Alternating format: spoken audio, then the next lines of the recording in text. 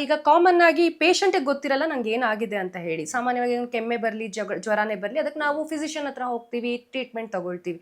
ಆದರೆ ಯಾವ ಕಾರಣಕ್ಕೆ ಏನು ಅಂತ ಅವರು ಬೇಸಿಕಲಿ ಟ್ರೀಟ್ಮೆಂಟ್ನ ಕೊಟ್ಟು ಆ ನಂತರ ಅವರು ಇನ್ಫೆಕ್ಷಿಯಸ್ ಡಿಸೀಸ್ ಅಂತ ಏನು ಡಾಕ್ಟರ್ಸ್ ಇರ್ತಾರೆ ನಿಮ್ಮಂಥವ್ರು ಅವ್ರು ನಿಮ್ಮ ಬಳಿ ಕಳಿಸ್ಬೇಕು. ಹಾಗಾದ್ರೆ ಖಂಡಿತ ಸ್ಕ್ರೀನಿಂಗ್ ತುಂಬ ಮುಖ್ಯ. ಅಂದರೆ ಒಬ್ಬ ಡಾಕ್ಟರ್ ಎಷ್ಟೊಂದು ಜನ ಪ್ರಾಕ್ಟೀಸ್ ಮಾಡೋರು ಕೇವಲ MBBS ಮಾಡಿರಬಹುದು, but they will be good enough.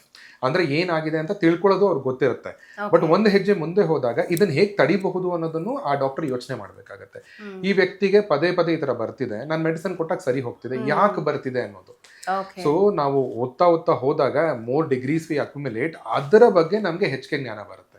So ನೀವು ಬೇಸಿಕ್ ಡಿಗ್ರಿ ಇದ್ದಾಗ ಇದೇನು ಅಂತ ಕಂಡುಹಿಡಿಬಹುದು, ಬಟ್ ಯಾಕೆ ಅಂತ ಕಂಡುಹಿಡಿಯೋದು ಕಷ್ಟ ಆಗಿರ್ಬೋದು ನಿಮಗೆ. ಸೊ ಆಗ ನೀವು ಅನ್ಬೇಕು ಯಾರ ಹತ್ರ ಕಳಿಸಿದ್ರೆ ಇವ್ರಿಗೆ ಆನ್ಸರ್ ಸಿಗುತ್ತೆ ಅನ್ನೋದು. ಸೊ ಒಳ್ಳೆ ಡಾಕ್ಟರ್ ಏನ್ ಮಾಡಬಹುದು, ಓಕೆ ಇವ್ರ ಹತ್ರ ಹೋಗಿ, ನಿಮಗೆ ಪ್ರತಿ ಸತಿ ಜಾಯಿಂಟ್ ಇಶ್ಯೂ ಬರ್ತಿದೆ, ಮೇ ಬಿ ರೊಮೆಟಾಲಜಿ ಇಶ್ಯೂ ಇರ್ಬೋದು, ಇಲ್ಲಿ ಹೋಗಿ.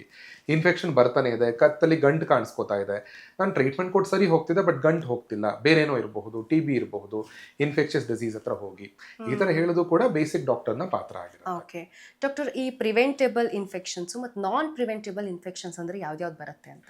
ಈಗ ಪ್ರಿವೆಂಟಬಲ್ ಅಂತ ಹೇಳಿದಾಗ, ಈಗ ಫಾರ್ ಎಕ್ಸಾಂಪಲ್ ನಾವು ಕೆಮ್ಮು ನೆಗಡಿ ಅಂತ ಹೇಳಿದ್ವಿ. ಸೊ ಈಗಿನ ವಾತಾವರಣದಲ್ಲಿ ನೀವು ನೋಡಿಕೊಂಡ್ರೆ, ಈಗ ಫಾರ್ ಎಕ್ಸಾಂಪಲ್ ನೀವು ಡಸ್ಟ್ ಪೊಲ್ಯೂಷನ್ ಇರೋ ಥರ ಜಾಗದಲ್ಲಿ ತುಂಬ ಹೋಗ್ತಾ ಇದ್ದೀರಾ.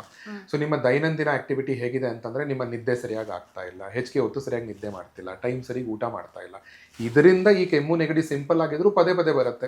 ಇವೆಲ್ಲ ಪ್ರಿವೆಂಟಬಲ್ ಇನ್ಫೆಕ್ಷನ್. ಈಗ ನೀವು ನಿಮ್ಮ ಕರೆಕ್ಟಾಗಿ ಎಕ್ಸಸೈಸ್ ಮಾಡ್ಕೊಂಡ್ಬಂದ್ರಿ, ಒಳ್ಳೆ ಟೈಮಲ್ಲಿ ನಿದ್ದೆ ಮಾಡಿದ್ರಿ, ಒಳ್ಳೆ ಕರೆಕ್ಟ್ ಟೈಮಲ್ಲಿ ಊಟ ಮಾಡಿದ್ರಿ, ನಿಮ್ಮ ಹೆಲ್ತ್ ನೋಡ್ಕೊಂಡ್ರಿ ಅಂದರೆ ಇವೆಲ್ಲ ಬರೋದಿಲ್ಲ. ಇದೇ ಇನ್ಫೆಕ್ಷನ್ಸ್ ಈಗ ಫಾರ್ ಎಕ್ಸಾಂಪಲ್ ಯಾರಿಗೂ 70-75 ವರ್ಷ ಆಗಿದೆ, ನೀವು ಏನೇ ಮಾಡಿ ಅವ್ರಿಗೆ ಇನ್ಫೆಕ್ಷನ್ ಬಂದೇ ಬರುತ್ತೆ. ಚಿಕ್ಕ ಮಕ್ಕಳಿಗೆ ನೀವು ವ್ಯಾಕ್ಸಿನ್ ಕೊಡ್ಲಿಲ್ಲ ಅಂತ ಅನ್ಕೊಳ್ಳಿ, ಬಂದೇ ಬರುತ್ತೆ. ಸೊ ಒಂದೇ ಇನ್ಫೆಕ್ಷನ್ ಕೆಲವರಿಗೆ ಪ್ರಿವೆಂಟಬಲ್ ಆಗಿರ್ಬೋದು, ಕೆಲವರಿಗೆ ನಾನ್ ಪ್ರಿವೆಂಟಬಲ್ ಆಗಿರ್ಬೋದು. ಕೋವಿಡ್ ಟೈಮಲ್ಲಿ ನೋಡ್ಕೊಳ್ವಿ ನಾವು, ನೀವು ಕೋವಿಡ್ ಟೈಮಲ್ಲಿ ಕಾಲ ಹೆಜ್ಜೆ ಆಚೆ ಇಟ್ರಿ ಅಂತಂದ್ರೆ ನಿಮ್ಗೆ ಕೋವಿಡ್ ಬರೋ ಸಾಧ್ಯತೆ 99.9% ಇತ್ತು. ಸೊ ಇವೆಲ್ಲ ನಾನ್ ಪ್ರಿವೆಂಟಬಲ್ ಇನ್ಫೆಕ್ಷನ್ಸ್.